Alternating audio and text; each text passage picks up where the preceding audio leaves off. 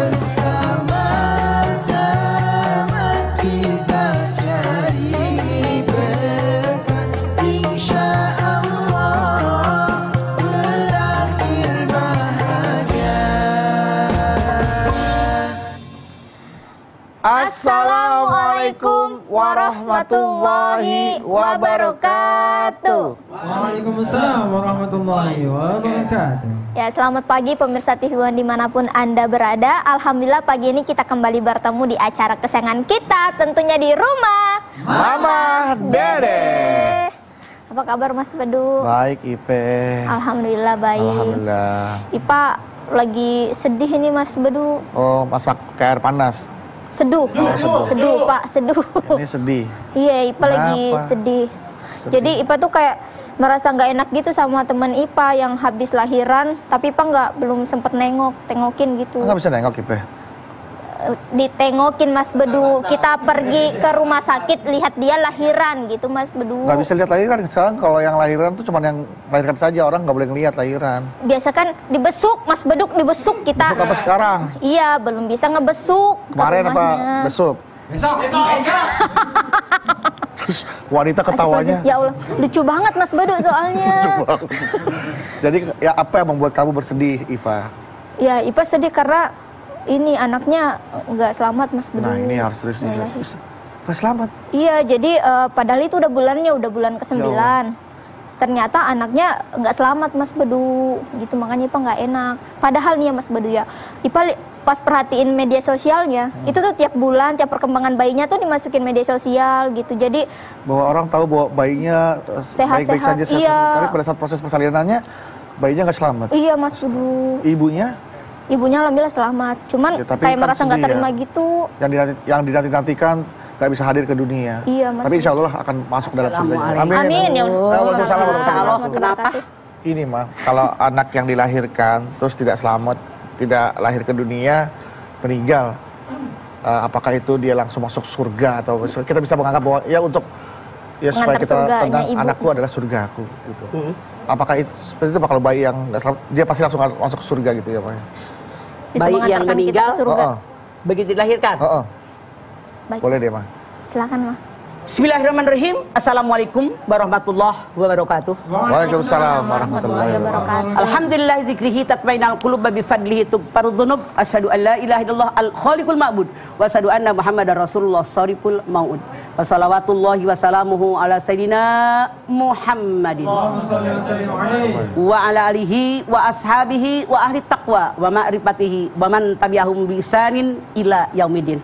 Anakku surgaku, kita ini punya anak, gara-gara anak kita bisa masuk surga. Amin. Itu harapannya. Harapannya betul. Makanya yang namanya manusia, semua manusia pasti pengen punya anak. Yang 5 tahun nggak punya anak, minum pil, minum jamu, minum kapsul, diurut, direfleksi, saking pengen punya anak. Bersyukur nih kita semua pada punya anak. Kalian semua punya anak? Alhamdulillah. Alhamdulillah kita punya anak. Tapi jangan lupa anak itu amanat dari Allah, titipan dari Allah, di mana kita yang berikan warna merah, putih, kuning, hijau.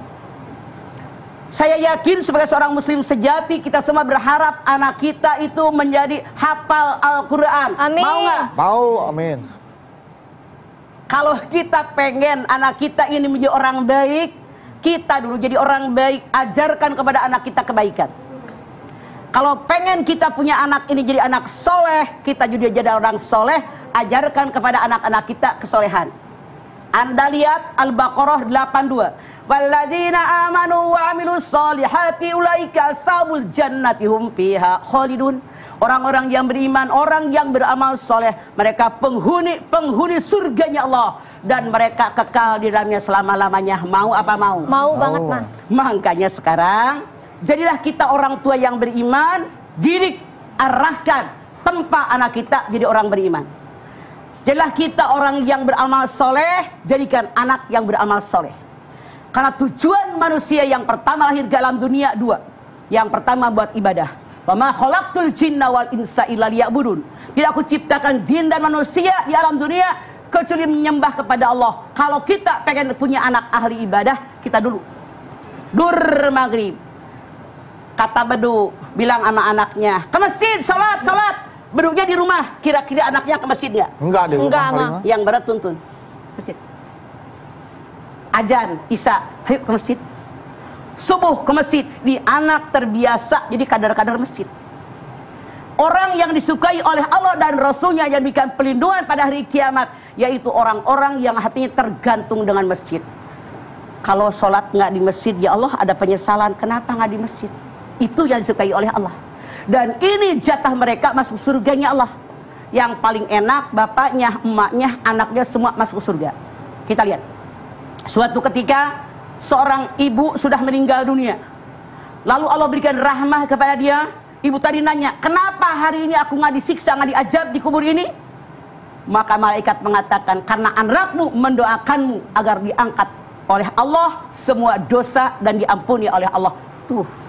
Makanya kita ini sebagai anak, walaupun mamah usia udah 70 tahun, tetap aja kata emak mamah anak. Iya, Mah. Doain emak kita, doain bapak kita, doain nenek kakek kita, doain keluarga kita. Minimal habis sembahyang wajib, jangan bangun dulu.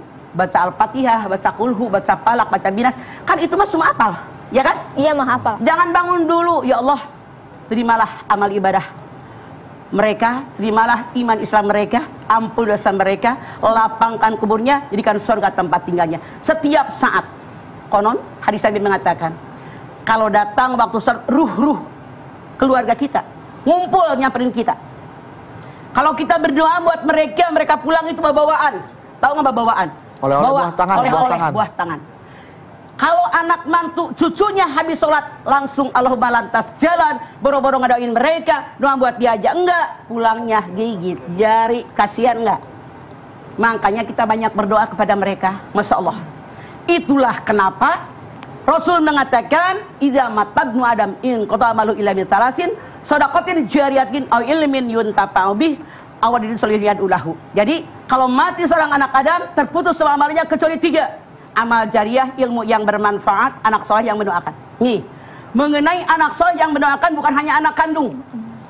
Kalau cuman anak kandung yang dimaksud Rasul, kasihan yang nggak punya anak. Betul. Orang punya anak, tidak punya anak bukan keinginan kita, tapi kehendak Allah. Di dalam surat As-Surah 49:50 Allah berfirman, akulah yang berikan anak perempuan kepada siapa yang aku kehendaki. Akulah yang berikan anak laki-laki kepada siapa yang aku kehendaki. Akulah yang berikan anak laki-laki perempuan kepada siapa yang aku kehendaki. Akulah yang berikan seorang mandul. Jadi jangan picik pola berpikir kita ketika dikatakan oleh Rasulullah SAW, anak soleh itu bukan hanya anak kandung kita, tapi siapa yang doain kita.